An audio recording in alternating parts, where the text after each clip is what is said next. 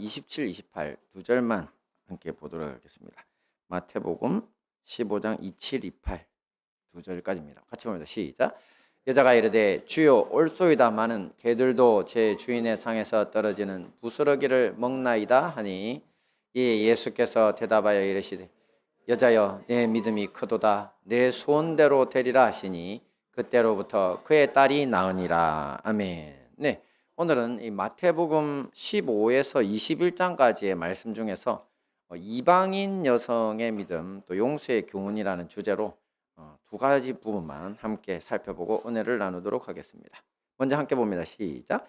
이방인 여성의 믿음 말씀 함께 보겠습니다. 시작. 대답하여 이르시되 자녀의 떡을 취하여 개들에게 던짐이 마땅하지 아니하니라. 네, 지난주에는 지금 보시는 본문 말씀을 가지고 저에게 질문하신 분들이 상당히 있었습니다. 말씀을 읽으시다가 왜 예수님이 저렇게 하시느냐고. 근데 이 본문은 가나안 여성 중 한 사람이 예수님이 두로와 시돈 지역을 지나가는 외국이죠. 변방에 이스라엘 넘어서 땅입니다. 외국을 지나가시는 겁니다. 그때 그 지나가실 때 그 지역의 여성 중 한 사람이 자신의 딸에게 흉악한 귀신이 들려 고통받고 있다고 예수님께 소리쳐서 도와달라고 했습니다. 그러니까 예수님이 바로 지금 저 말씀처럼 대답하여 이르시되 하면서 매몰차게 거절하신 장면입니다. 아마 우리도 유대인이 아닌 이방인으로서 구원을 받은 사람들이라서 예수께서 도움을 구하는 이방인 여성을 개라고까지 박대하시는 모습에서 이방인들을 호칭하는 제일 나쁜 표현이 개거든요. 충격을 받은 것이 아닌가 합니다. 그래서 이 질문이 많았던 것 같아요. 근데 사실 이 부분은 지난주 12제자 파송에서 이방인의 길로도 가지 말고 사마리아인의 고을에도 들어가지 마라. 오직 이스라엘의 잃어버린 양에게로 가라. 이 말씀 기억나시죠? 그러니까 그 명령과 같은 맥락에서 봐야 합니다. 당시 유대인들 대부분은 하나님 나라 방식인 이 평화의 방식을 거절하고 마귀의 방식인 살인자의 방식을 준비하고 있었습니다.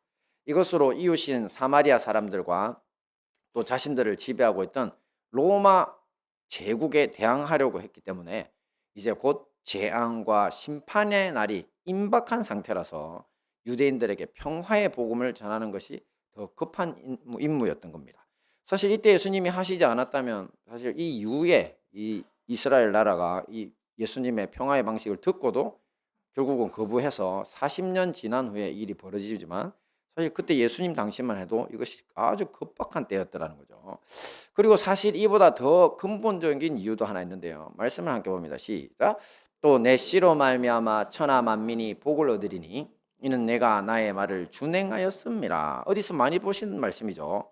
이것은 유대인의 조상 아브라함과 여호와 하나님의 언약 장면 중 하나입니다. 하나님과의 언약이거든요. 자, 이 하나님의 약속을 따라서 아브라함에게는 어떤 일이 일어나냐면 바로 불임의 아내를 두었지만 이삭이라고 하는 아들을 100살에 얻게 되었고 그 후에 이스라엘 자손들이 번성해서 예수님도 유대인으로서 태어나시게 됩니다. 이렇게 아브라함의 후손으로 오신 거죠. 이렇게 온 세상을 향한 하나님의 구원 목적에서 이스라엘이라고 하는 나라, 곧 아브라함의 후손들은요, 특별한 지위를 가진 민족이었던 겁니다. 예수님이 오신 이유에 대해서 우리가 앞에서 봤는데 마태복음 5장에서 우리 산상수훈을 시작할 때 드렸던 말씀을 기억할 겁니다. 그때 예수님은 율법을 없애기 위해 오신 게 아니라 그것을 성취하기 위해 오셨다고 했죠. 이처럼 이스라엘 민족 역시 하나님이 너희들 죄를 범하고 악한 짓을 했다고 없애버릴 존재가 아니었던 겁니다. 원래 목적을 성취하기 위해서 지금 그 당시에는 비록 악했지만 이 이스라엘 민족도 새롭게 완성되어서 온 세상을 위해서 새 생명이 이 세상에 들어오는 길, 그 통로가 되어야 하는 존재였던 겁니다. 그만큼 이스라엘이라고 하는 나라의 가치가 큰 겁니다. 왜? 하나님과 언약 때문에. 하나님이 약속한 게 이스라엘로부터 시작할 거라고 하셨으니까요. 그런데 만약 이런 상황에도 불구하고 예수님과 제자들이 이스라엘을 제쳐두고 이방 지역에서 이제 무차별적으로 사명을 이행하기 시작했다면 하나님 나라 사명, 그것은 하나님을 거짓말하는 분으로 만드는 것이 됩니다. 결과적으로.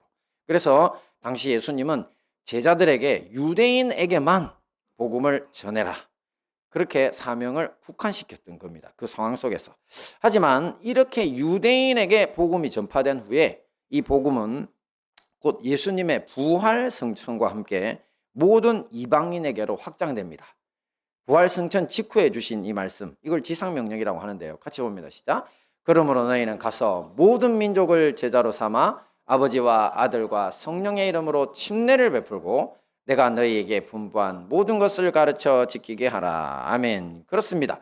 그러니까 이 모든 상황을 놓고 볼 때 당시는 이방인 가나안 여성이 예수님 앞에 무릎 꿇고 요청했던 그 당시는 예수님이 거절할 수밖에 없었던 것입니다. 하지만 놀랍게 이 여성은 물러가지 않습니다. 오히려 큰 믿음을 보여주는데요. 이 여성은 처음 예수님을 찾아올 때부터 예수님이 자신의 불쌍한 딸을 고칠 수 있다고 분명히 믿고 왔습니다. 그죠? 믿음이죠. 거기에다가 예수님을 부르는 호칭을 뭐라고 했냐면 다윗의 자손이라고 불렀습니다. 이방 여인이, 외국인이. 근데 이것은 그냥 우리가 성경을 보니까 뭐 그런갑다 하지만 아닙니다. 이 다윗의 자손이라고 하는 호칭은 당시 이스라엘 사람들, 곧 유대인들이 메시아, 그리스도라고도 하죠. 기름 부음 받은 분. 이 메시아에 대해서 쓰는 호칭이었는데 이것을 알고 있었고 거기다가 예수님께 그 호칭을 붙여서 부른 겁니다. 자, 이게 왜 놀라운 일이냐면 당시 예수님의 제자들조차도 이제야 서서히, 아주 서서히 저 메시아라고 하는 호칭을 예수님과 연관해서 자기들이 보기 시작하는 시점이었습니다. 자, 성경을 보시면 이 사건이 기록된 지금 15장인데요. 16장에 나오는 사건이 하나 있는데 아주 유명한 사건입니다. 뭐냐면 베드로가 예수님께 뭐라고 고백했냐면 주는 그리스도, 그러니까 메시아, 살아계신 하나님의 아들이라고 고백해서 예수님이 아주 칭찬해 주시는 장면이 나오거든요. 자, 그러니까 당시 제자들보다도 이 여인이 더 빨리 예수님의 그리스도, 메시아 되심을 알아본 겁니다. 그러니 이 믿음이 놀랍다는 거죠. 게다가 이 여성은 예수님이 자녀의 떡을 취해서 개에게 줄 수 없다, 이렇게 모욕적인 말씀을 하셨는데 이 말씀을 순순히 받아들입니다. 그죠? 그리고 이 말씀을 순순히 받아들이면서 말씀을 자신에게 유리하게 적용하기까지 합니다. 자, 뭐라고 하는지 볼까요? 잠깐만요. 봅니다. 시작. 주여, 올소이다마는 개들도 제 주인의 상에서 떨어지는 부스러기를 먹나이다. 네, 이 말을 좀 더 자세히 풀어보면 이런 겁니다. 맞습니다. 개가 자녀의 음식을 같이 먹을 수는 없죠. 하지만 떨어지는 부스러기는 함께 먹을 수 있습니다. 맞죠? 이 말이잖아요. 그죠? 개가 어떻게 주인의 자녀들하고 같은 상에서 밥을 먹어? 하지만 떨어지는 부스러기 먹는 건 당연하지 않습니까? 자, 즉 정말로 이것을 다시 풀이하면 이스라엘이 정말로 하나님의 약속을 받은 백성으로서 그들에게서 메시아가 나온다면 이스라엘의 메시아는 궁극적으로 이 세상 전체, 곧 이방인들에게도 복을 가져오지 않겠냐, 부스러기를 주지 않겠냐, 이런 뜻이라는 거죠. 자, 이 말에 예수님도 깜짝 놀라신 것 같습니다. 바로 다른 말 없습니다. 즉시 응답합니다. 시작. 여자여, 내 믿음이 크도다. 네 소원대로 되리라 하시니 그때로부터 그의 딸이 나으니라. 아멘. 이제 이때 일어난 이 일은 바로 사실 하나님의 계획을 앞서가는 사건입니다. 예수님이 뒤로 미루신 계획, 맞죠? 부활 승천 이후에나 이제 말씀하실 그 사건을, 부활 승천 장면에서 말씀하신 그 장면을 이 이방 여성이 큰 믿음을 가지고 자기 자신에게 한해서만은 당겨버렸기 때문입니다. 자, 이런 거를 신학 용어가 있습니다. 사실은 불트만이라고 하는 되게 유명한 신학자가 있는데 그 사람이 쓴 내용인데요. 근데 지금도 많은 이제 신학자들이 이런 표현을 씁니다. 함께 볼까요? 시작.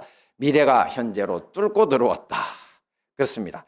톰 나이트 목사님이라는 분도 이 부분을 아주 강조하고 있습니다. 제가 제일 많이 이렇게 주석을 참조를 하는데요. 미래가 현재로 뚫고 들어왔다. 정말 좋은 표현이죠. 주님이 뒤로 미루신 그 미래가 나중에는 약속이 있기 때문에 반드시 이루어지는데, 근데 이 여성은 아닙니다. 지금 현재 이방인인 내게도 달라고 매달린 거죠. 그죠? 그러니까 미래가 현재로 뚫고 들어온 겁니다. 할렐루야. 우리 역시 마찬가지입니다. 하나님에 의해서 미래에 성취될 약속을 받았고 정당하게 주님께 주장할 수 있는 일이 있다면 절대 뒤로 물러서지 마십시오. 도리어 더 간절히 간구함으로써 이 가나안 여인처럼 큰 믿음을 보여서 주님께 칭찬받는 사람이 되어야 할 것입니다. 다음 봅니다. 시작. 용서의 교훈 말씀 보겠습니다. 자, 그때 베드로가 나와 이르되 주여 형제가 내게 죄를 범하면 몇 번이나 용서하여 주리까? 7번까지 하오리까? 예수께서 이르시되 내게 이르노니 7번뿐 아니라 7번을 70번까지라도 할지니라. 아멘. 이 본문 말씀은 예수님의 용서에 대한 말씀을 듣고 베드로가 질문한 아주 유명한 구절인데요. 우선 베드로의 질문에 발단이 된 말씀을 한번 보겠습니다. 같이 봅니다. 시작. 네 형제가 죄를 범하거든 가서 너와 그 사람과만 상대하여 권고하라. 만일 들으면 네가 네 형제를 얻은 것이요. 네, 이 말씀이 발단입니다. 용서에 대한 말씀을 듣고 나서 저렇게 질문한 건데, 자, 그런데 지금 이 말씀을 저는 예전부터 늘 우리가 잘 아는 말씀이니까 봐오면서 누군가 교회 공동체 내에서 죄를 범하거든이잖아요, 그죠? 네 형제가 죄를 범하거든. 그러니까 도둑질이나 간음이나 아니면 이단에 미혹된 것 같은 그런 문제를 일으켰을 경우에 가능한 것으로 생각했습니다. 하지만 이번에 이 말씀들을 우리가 다 함께 정독하면서 수백 번도 100번도 넘게 봤던 성경 말씀들인데, 그런데 다른 번역본들하고 대조하고 또 이제 신학 자료들을 찾다 보니까 아니 이것이 누군가 나에게 잘못한 경우에 그 사람을 용서하고 화해하는 것에 대한 것이라는 사실을 새삼스럽게 알게 됐습니다. 자, 저 앞에 뭐가 빠져 있냐면 저게 빠져 있습니다. 다시 한번 볼까요? 시작. 네 형제가 내게 죄를 범하거든 가서 너와 그 사람과만 상대하여 권고하라. 만일 들으면 내가 네 형제를 얻은 것이요. 그렇습니다. 이렇게 바로 우리 기독교 공동체, 즉 형제라는 건 기독교 공동체 내 형제 자매를 말하는 겁니다. 그 누군가가 나에게, 지금 이 말을 듣고 있는 그 청중들 중에 나에게 잘못을 저지른 경우에 해결책을 예수님이 놀랍게 구체적으로 3단계로 나눠서 제시하고 계신 겁니다. 자, 이게 지금 저 말씀이 1단계인데요. 그 1단계가 뭐냐면 바로 1대1로 만나라는 겁니다. 경험해 보신 분들은 알겠지만 이게 쉬운 일이 절대 아닙니다. 쉬운 일이 절대 아닙니다. 누군가 나한테 죄를 잘못 지었다? 나한테 잘못했다? 내가 열받았다? 근데 그 사람을 내가 1대1로 보자? 여러분 절대 쉽지 않죠, 그죠? 쉽지 않습니다. 가슴이 떨리고 손발이 딸딸 하는 경우도 있고요. 흥분하고 이게 1대1로 만나는 건 정말 쉬운 일이 아닙니다. 대단한 용기가 필요합니다. 자, 그럼에도 불구하고 1대1로 만나야 됩니다. 왠지 아십니까? 왜 만나야 하냐면 비록 힘든 일이지만 우리는 화해와 용서를 위해 이 대결도 받아들여야 되는 겁니다. 그러니까 지금 1대1로 만나갖고 멱살 잡겠다는 뜻이 아닙니다. 그 마음의 의도가 뭐라고요? 화해와 용서를 위해서 내가 힘들고 어려움에도 불구하고 두렵기도 함에도 불구하고 감수해야 되나, 이런 걸 직면해라는 거거든요. 직면해야 한다는 겁니다. 자, 그래서 이제 한번 만났는데 만나면 어떻게 됩니까?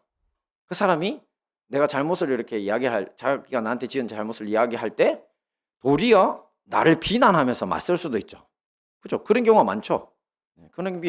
그 상대방의 문제를 지적하면 맞받아쳐서 니는 잘했나 뭐 이게 기본 아니에요, 인간들은. 그죠? 맞받아칠 수도 있고, 또 그리고 같이 이야기를 하다 보니까 사실은 이 사람이 잘못한 것보다 내가 잘못한 게 더 크다, 이걸 발견해 가지고 자기가 그 잘못을 인정해야 할 부분도 있을 수 있습니다. 그죠? 어쨌든지 이런저런 대화를 통해서 해결만 된다면 어떻습니까? 정말 잘된 일이죠. 예수님은 그 사람이 너의 말을 듣는다면, 그 형제 자매가, 그러면 그거를 다시 얻은 것이라는 표현까지 쓰셨어요. 그죠? 정말 잘만 된다면 진짜 사람을, 형제를 다시 얻은, 자매를 다시 얻은 기쁨이 넘치죠. 그리고 더 인격적으로도 성숙해지고 또 주님 앞에서도 더 나은 사람이 되는 것을 경험할 수 있을 겁니다. 하지만 1대1로 만났는데도 해결되지 않는다면 다음 단계로 넘어가라고 하십니다. 같이 봅니다. 시작. 만일 듣지 않거든 한두 사람을 데리고 가서 두세 증인의 입으로 말마다 확증하게 하라. 네, 2단계는 바로 한두 사람과 함께 가는 겁니다. 자, 함께 갈 사람으로는 어떤 사람을 꼽아야 되겠습니까? 내 편 들어줄 사람? 멱살 잡을 때 힘을 돋궈줄 사람? 제가 학교 다닐 때 제 친구들 중에 남이 싸우면 지 친구라고 가서 같이 주먹질하는 애들이 있어요. 그럼 제가 가서 패버려요. 진짜로. 아니 이런 비겁한 놈이 있나. 어떻게 1대1로 싸워야지 그걸 끼어드나. 네가 그거 친하다고 할 짓은 아니야. 그 친구를 패버려요. 그래서 진짜 제가 정의감이 강해서. 근데 그건 절대 해서는 안 되는 일입니다. 이 한두 사람은 어떤 사람이어야 하면요. 이 한두 사람은 바로 내 편을 들어줄 사람이 아니라 진짜 이 불편한 진실이 나올 수 있잖아요. 두 사람이 대화하다 보면. 근데 그 불편한 진실을 가지고 그것을 이제 바로 다이렉트로 이야기해 줄 수 있는 사람이어야 되는 겁니다. 그렇죠? 그 사람 그래야지 되는 거예요. 그래서 내가 이기기 위한 게 아니라 그 사람이 야, 네 잘못이 크네 해줄 수도 있어야 되고 그다음에 이 사람도 야, 이런 것들을 네가 오해했을 수 있지만 네가 잘못한 게 맞다. 이렇게 찝어줄 수 있는 이 진짜 공정한 가운데 서는 사람 한두 사람, 두어 사람이 있어야 한다는 거죠. 자, 근데 이렇게 제3자들의 도움을 받은 결과 내가 옳은데도 불구하고 상대방이 그것을 인정하지 않는다면 함께 간 사람들은 또 다른 도움도 될 수 있습니다. 그것은 이제 모세의 율법에서 2명은 무슨 숫자라 그랬죠? 증인의 수라 그랬죠. 그래서 이 일이 내가 거짓말로 꾸며낸 일이 아니라 정말 이 사람이 잘못했구나. 거기에 대해서 이 사람들이 이야기를 듣다 보니까 진짜 증인도 돼줄 수 있다는 거죠. 자, 이렇게 해결이 안 될 경우에 마지막으로 할 수 있는 일은 뭐냐면 교회에 알리는 겁니다. 함께 봅니다. 시작. 만일 그들의 말도 듣지 않거든 교회의 말하고 교회의 말도 듣지 않거든 이방인과 세리와 같이 여기라. 그렇습니다. 이때 교회는 소규모 가정 단위의 공동체였습니다. 우리처럼 이렇게 모이지도 않았습니다. 가정에서 그냥 이렇게 우리처럼 모였습니다. 가정에서. 그래서 예수님이 가르쳐 주신 기도로 함께 기도하고 예수님의 가르침을 서로 상기하면서 실천하려고 노력하는 사람들이었습니다. 함께 기도하고. 그래서 같이 기도하다 보니까 이제 그 마가의 다락방에서 성령 충만을 함께 받죠. 그런 역사들이 바로 초대 교회인데 그런 일들이 계속 일어났습니다. 자, 이런 교회다 보니까 어떤 문제라도 형제 자매들의 다툼에 대해서 기도하고 그리고 예수님의 가르침을 모범 삼아서 최종적으로 결론을 내릴 수 있었던 겁니다. 교회가. 자, 그런데 이렇게 했음에도 불구하고 나에게 잘못한 사람이 나중에는 사실 이거 이단들에 빠진 사람들에 대한 고민도 들어가거든요. 자, 이런 경우 이것을 받아들이지 않으면 어떻게 해야 합니까? 자, 용서를 구하고 화해하는 길을 거절하면 어떻게 해야 합니까? 바로 그때는 그 사람을 이방인과 세리와 같이 여기라는 겁니다. 즉 교회에서 추방당한 것으로 간주하라는 거죠. 가혹해 보입니다. 그죠? 하지만 정말로 이것이 악의 문제임에도 불구하고 그것을 방치한다면 하나님 나라를 상징하는 교회 공동체가 문을 지을 수밖에 없기 때문입니다. 이처럼 예수님은 교회 공동체 내에서 일어난 잘못과 용서의 문제를 대충 덮고 넘어가라고 하지 않습니다. 앞에서 어떻게 말을 했었죠? 처음엔 1대1로, 그 다음은 한두 사람과 함께, 최종적으로는 교회 전체에서 이 문제를 직면해야 함을 강조하고 계십니다. 자, 직면해서 뭐 해라고요? 화해하고 용서하기 위해서 직면하라는 겁니다. 저 사람에게 복수하려고 하라는 게 절대 아닙니다. 자, 그런데 예수님께서 이렇게 화해와 용서로 가는 구체적인 방법을 알려주시면서 한 가지 더 중요한 말씀을 덧붙이십니다. 자, 함께 볼까요? 시작. 진실로 다시 너희에게 이르노니 너희 중에 두 사람이 땅에서 합심하여 무엇이든지 구하면 하늘에 계신 내 아버지께서 그들을 위하여 이루게 하시리라. 아멘. 그렇습니다. 문제로 고민하고 있는 두 사람이 지금 문맥 속에 나온 말이었습니다. 그죠? 우리가 함께 두 사람 이상 합심해서 기도할 때 하나님이 역사하시는 것도 맞는데 지금 문맥 속에 두 사람은 어떤 사람이라는 겁니까? 그렇죠. 용서와 화해의 문제로 고민하는 두 사람입니다. 자, 이 두 사람이 땅에서 마음을 합해서 기도하면 이 문제를 풀어갈 때 하늘에 하나님이 들으시고 해결의 길로 인도해 주신다는 겁니다. 할렐루야. 그러니 이 모든 용서와 화해의 과정을 기도하면서 해결해 가라고 주님께서 강조하시는 거죠. 기도라는 게 뭡니까? 바로 내 정신이 아니라 하나님의 정신, 곧 성령님이 내 삶을 주관하게 만드는 작업이잖아요. 그죠? 그러니까 혹시 좀 분함이 있고 억울함이 있다 하더라도 주님께서 그 마음을 이렇게 위로하시고 이 용서해 줄 수 있는 힘도 주시기 때문입니다.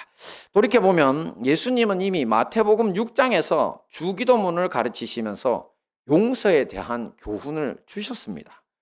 우리에게 죄 지은 사람을 우리가 용서해 준 것처럼 우리 죄를 용서해 달라고 그렇게 기도해라고 했죠. 우리 주기도문 외우고 계시죠?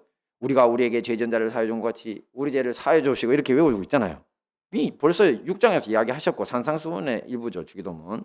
그리고 우리가 만일 다른 사람을 용서하지 않는다면 하늘에 계신 너희 천부께서도 하늘 아버지께서도 너희 죄를 용서하시지 않을 거라고 6장 15절에 이미 말씀을 하셨던 겁니다.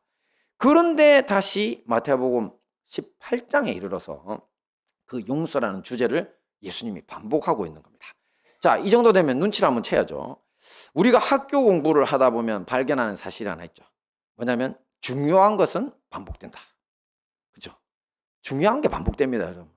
여러분들이 볼 때 공부 못하는 친구들은 학교 선생님들이 우리 틀리라고 시험 문제 내는 것처럼 보여도요.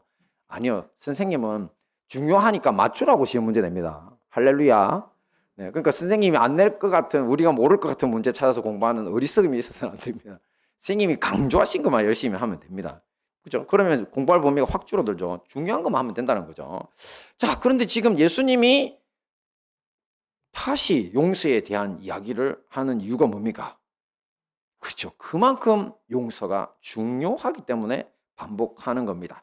앞에서 우리는 마태복음의 큰 틀을 어떻게 잡았습니까? 바로 새로운 출애굽기라 그랬죠. 그래서 산상수훈은 옛 언약을 완성하고자 오신 새 언약의 말씀이라고 했습니다. 모세가 옛날에 시내산에서 받은 것처럼 새 언약을 지금 산에서 주고 계신 거죠. 그리고 이 이후에 예수님의 모든 교훈의 말씀은 사실 산상수훈의 연장선상에 있다고 보면 됩니다. 그러면 지금 예수님이 말씀을 주시고 있는 이게 뭐냐는 거죠. 그러니까 이 산상수훈의 연장선상, 옛날 시내산에서 모세가 했던 것의 연장선상. 그러면 과거 출애굽기 시절에 하나님이 모세와 율법을 통해 이스라엘 백성들하고 언약을 세운 것처럼 지금 하나님은 새로운 출애굽기를 위해서 예수님과 이스라엘, 또 예수님과 이 온 세상 간에 새로운 언약을 맺고 계신다는 겁니다. 과거에 그 옛 언약에 주님 뭐라고 하십니까? 이 모세를 통해서 네가 이 말씀을 지키면 하나님의 백성이 되고 이런 축복 받을 거라 그랬죠. 예수님은 똑같습니다. 지금 용서를 이야기해. 네가 용서하면 이런 축복을 받을 것이고 하나님의 백성으로 살 수 있다. 지금 언약식을 하고 있는 겁니다. 근데 그 중에서 지금 계속 용서에 대한 이야기를 하는 이유, 가장 용서가 우리 삶에서 하나님 나라의 새로운 삶, 새로운 출애굽기에서 제일 중요한 삶의 방식이기 때문에 거듭 강조하시는 겁니다. 여러분들도 다 경험해 보셨겠지만 용서가 중요한 진짜 이유는 뭐냐면요, 영적으로, 도덕적으로, 감정적인 기능과 아주 밀접한 관계가 있습니다. 우리 용서라는 것이 우리 자신에게 있어서 우리가 만약 누군가를 용서하지 못하고 분노에 휩싸여서 복수심을 안고 산다면 그와 관계없는 사람들과의 관계도 깨지게 됩니다. 그리고 죄인된 우리를 향하신 하나님의 사랑과 용서로부터서도 아주 멀어지게 됩니다. 딱 단절돼 버립니다. 그러니까 교회 공동체 내 형제 자매들과의 문제는 이런 3단계의 수고를 거쳐서라도 반드시 해결하고 가라는 것입니다. 예수님이. 그리고 이에 대해서 우리가 이 세상에 살면서 교회 공동체 말고요, 타인에 의해서, 남들에 의해서 우리가 겪게 되는 피해에 대해서도 용서가 반드시 필요합니다. 자, 좀 부끄러운 이야기인데요, 제가 30대 후반에 운전을 하다가 겪은 일입니다. 집으로 돌아가는 길에 왕복 2차선 가는 길 오는 길밖에 없죠. 그 차선에 평소에 막히지 않던 길인데 한참을 이제 거북이 걸음으로 앞차들이 가고 있는 겁니다. 그게 뭐 제가 별 수 있습니까? 2차선밖에 없는데.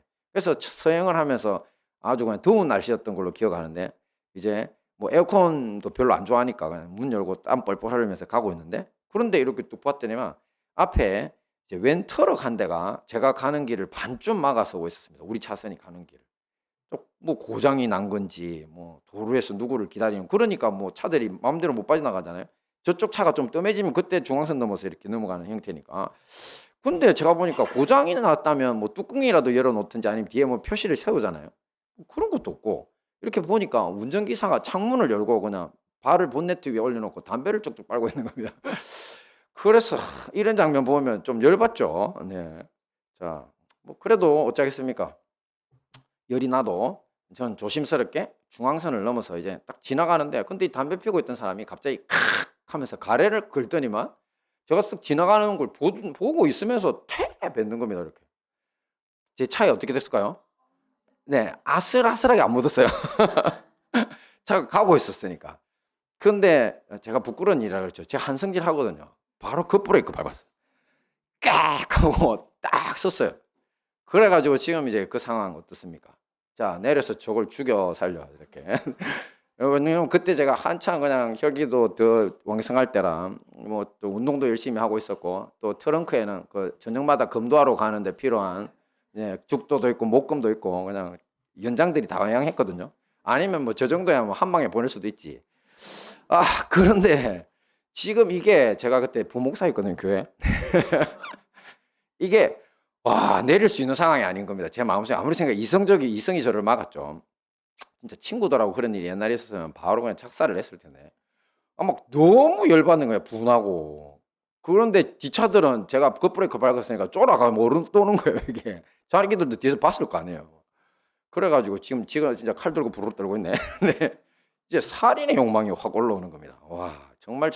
그래서 얼굴이 새빨개져가지고 제가 가슴이 두근두근 뛰는데 그래도 제가 이제 참을인자 3개를 새기고 참을인자가 이제 그 뭔지 아시죠? 마음 위에다가 이제 칼도 올려놓은 거 아시잖아요. 내 마음에다가 칼을 3개 올려놓고 집으로 돌아왔습니다. 자, 그때 우리 우다니엘 우다이십니다. 네. 예, 저녁들이 또 얼마나 예쁜 시절인지 집에 들어가면 그냥 아빠 왔다고 막 둘이서 뜁니다. 막 콩동콩 뛰면서 박수 치고 둘이 안겨가지고 그러니까 정말 행복할 때인데 그래서 집에 가는 게 진짜 저의 행복 중에 하나였는데 근데 이제 이 일을 제가 참고 집에 갔잖아요. 문을 여는데 우리 아이들이 저렇게 뛰고 있는데도 아무 기쁨이 없는 겁니다. 제 마음이 진짜로. 그래서 제가 억지로 웃음을 지으면서 아이들을 살짝 안아주고 아빠 급한 일 있다고 그냥 방으로 딱 들어가서 문을 닫았습니다. 그리고 그때 저녁에는 제가 초급교회 이제 부목사였으니까 기도회를 가야 되는데 자, 기도회를 갔습니다. 가는 길에도 생각나고 또 기도하는 데도 생각나고 그 시기 죽여버렸어야 되는데 진짜 와 너무 분하니까 계속 진짜 그 생각만 납니다. 자 이렇게 뭐 그런데 그러다가 이제 한 며칠 그렇게 지났거든요. 며칠 갔어요. 정말 마음이 너무 불행하더라고요. 그렇게 지나는데 이제 저녁에 다시 가서 기도하는 그 시간에 부르짖고 있는데 말씀이 주기도문 생각이 나는 겁니다. 우리가 우리에게 죄 지은 자를 사하여 준 것 같이 우리 죄를 사하여 주옵시고 이 문제를 그렇게 오랫동안 주기도문을 외우고 하나님 말씀을 알아서 목사까지 된 사람이 왜 그게 생각이 그리 안 났을까? 그 말씀이 딱 부딪히니까 맞다. 내가 잘못한 게 없어도 뭐 그런 진짜 양아치 같은 놈들이 세상에 얼마든지 있을 수 있지. 그렇구나. 나한테 죄를 지을 수 있잖아. 근데 이제 그게 뭐라고 내가 지금 그 사람 다시 만날 수 있는 것도 아니고 끝났잖아요. 그죠? 네. 끝났어요. 그게 끝났는데 마침 그때 또 뉴스도 신창원인가? 신창원이가 그때 탈주범 아시죠? 뭐 살인자인데 뭐 이렇게 뭐 탈주하다가 잡히고 또 돌아오는 아주 신쫄 규모란 그 신창원이가 아버지가 돌아가셨는데 못 갔다고 감옥에 이제 종신보험으로 잡혀 있으니까 그러면서 너무 슬퍼한다는 장면이 나오더라고. 그래서 내가 속으로 그렇지 나도 내 혈기대로 그냥 확 진짜 다 해버렸으면 솔직히 뭐 감옥 가야 되는 거 아니에요, 그죠? 우리가 다 그렇게 사는 거 아니에요. 그러니까 내가 진짜 어리석었구나. 내가 진짜 내 원래 모습이 그런 살인자의 모습이 아님에도 희한하게 분노가 나를 그런 거로 끌고 다녔구나. 그래서 제가 주님 앞에서 내 자신도 악한 모습임을 인정하고 그리고 그 사람이 어떤 사람이든지 나한테 죄 지은 그걸 내가 끌어안고 있으면 내가 하나님의 은혜도 막히고 우리 그 예쁜 아이들도 지금 봐도 사랑스럽지도 않고 고통 속에 헤맨다는 걸 제가 알게 된 거죠. 그렇게 딱 이제 마음에서 끝내고 나니까 쥐야 하고 그냥 부르짖고 주님 용서합니다 하고 게임 끝내버렸대요. 그랬더니만 이 행복감과 은혜가 다시 회복되는 겁니다. 할렐루야. 그래서 용서가 중요한 겁니다. 우리 주님이 나를 위해서 용서하라고 하신 거예요. 나를 위해서. 그래서 용서 없이는 예수님 안에 있는 새로운 삶의 생명력을 누릴 수가 없다고 절대 그런 거 털어버리고 용서해라고 하신 겁니다. 자, 이 모든 말씀의 배경에서 사도 베드로가 그렇다면 몇 번이나 용서하면 됩니까? 이렇게 질문했죠. 7번이면 될까요?